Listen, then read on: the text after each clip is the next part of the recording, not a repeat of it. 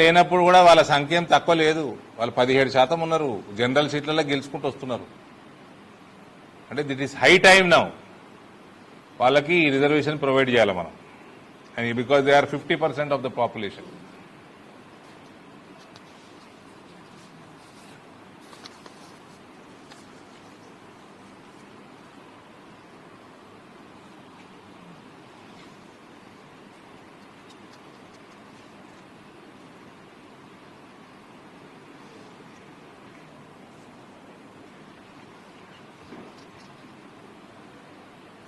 ఇదేదో ఎలక్షన్ల కోసం చేస్తున్నారు,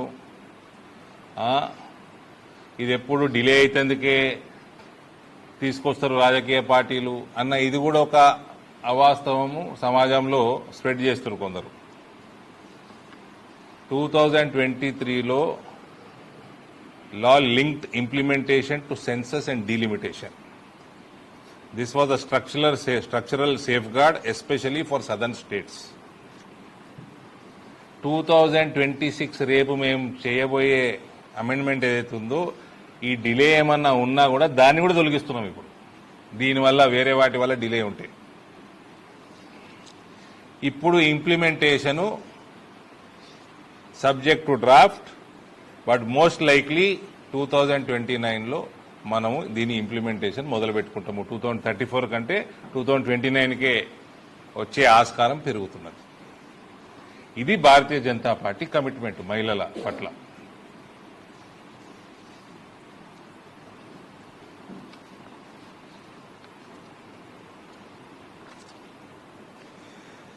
ఎక్కువ ఎంపీలు, ఎక్కువ ఖర్చు, గవర్నమెంట్ మీద బర్డెన్ పెరుగుతుంది అన్నది కూడా ఒక సమాజంలో ఉన్నది. అట్లా ఏం లేదు.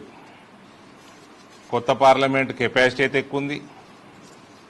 17 లక్షల నుంచి 18 లక్షల వరకు ఒక్క ఎంపీకి ఓటర్లు ఉన్నారు ఇప్పుడు యావరేజ్ అక్రాస్ కంట్రీ. ఓవరాల్గా యావరేజ్ తీస్తే 17 to 18 lakhs ఉన్నారు.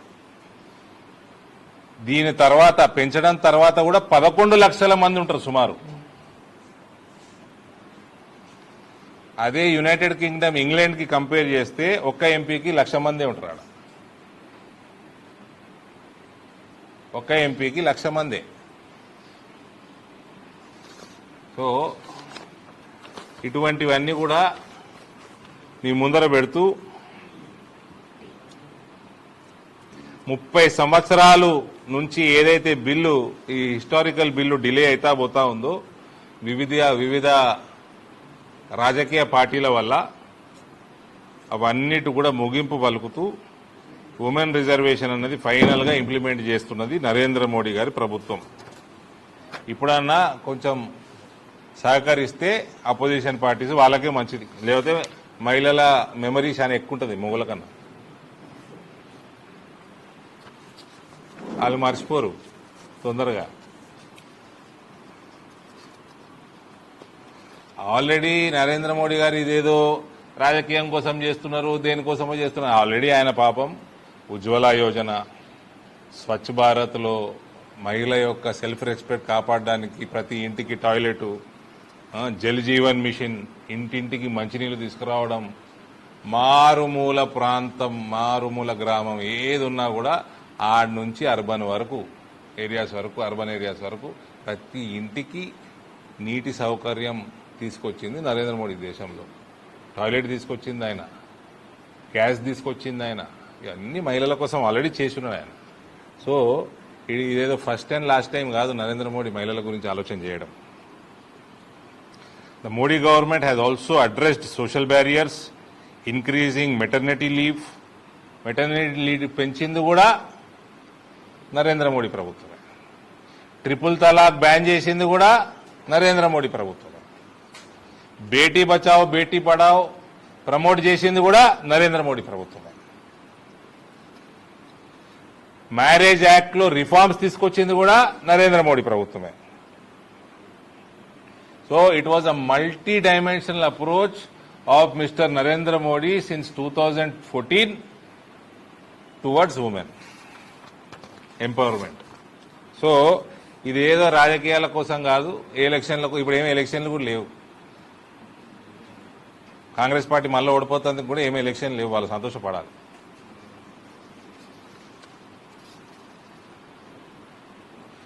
Many governments discussed it, many promised it, but it is under the leadership of Narendra Modi that it has finally been delivered. Narendra Modi గారిని మహిళలు, ఈ దేశ మహిళలు జీవితాంతం గుర్తుపెట్టుకుంటారు.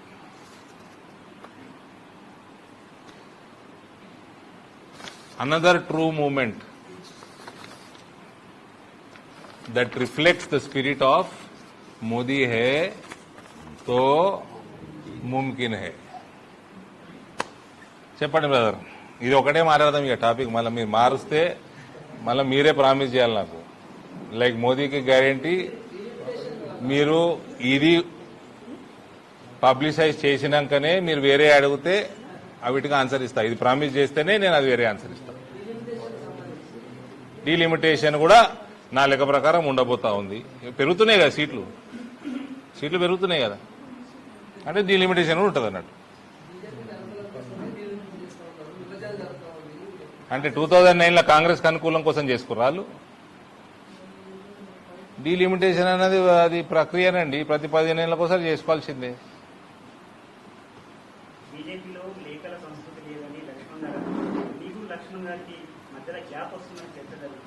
నాకు లక్ష్మణ్కి ఏం గ్యాప్ లేదు, ఎవడు ఏ లేఖలు రాయలేదు, నేను ఎవరితోటి ఏమనలేదు. నేను చిట్ చాటే చేయ. ఫస్ట్ ఆఫ్ ఆల్ నేను చిట్ చాట్ చేసినానే 9 ఏళ్లలో ఎన్నడైనా చిట్ చాట్ చేసినా.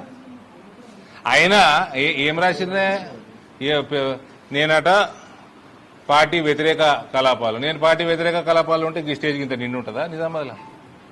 ఇక నేను పార్టీ వ్యతిరేక కలాపాలు చేస్తే మరి పార్టీకి అనుకూల కలాపాలు ఓటు చేతుడు తెలంగాణ చెప్పుండ్రి. అటువంటి కంప్లైంట్ అరవింద్ ధర్మపురి మతిలేనోడే చేయగలుగుతాడు కూడా. నేనంటే బూతులు మాట్లాడాను, ఆర్టిఫిషియల్ ఇంటెలిజెన్స్ పెట్టుకొని మొత్తం స్క్రీనింగ్ అయ్యారు. ఏడైనా బూతులు మాట్లాడినాను. కేసీఆర్ని తిట్టిన రోజులు కూడా నేను బూతు మాట మాట్లాడలేదు. ఇప్పుడేం మాట్లాడతాం?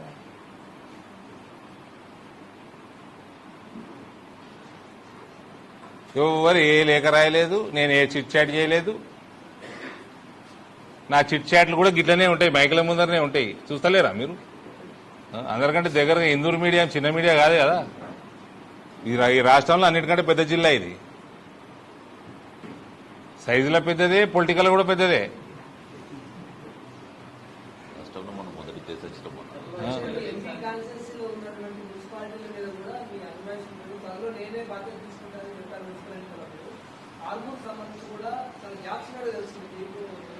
ఇగో నేను చూస్తున్నా, ఓకే ఆర్మూరు రాకేష్ దగ్గరకు పోయి,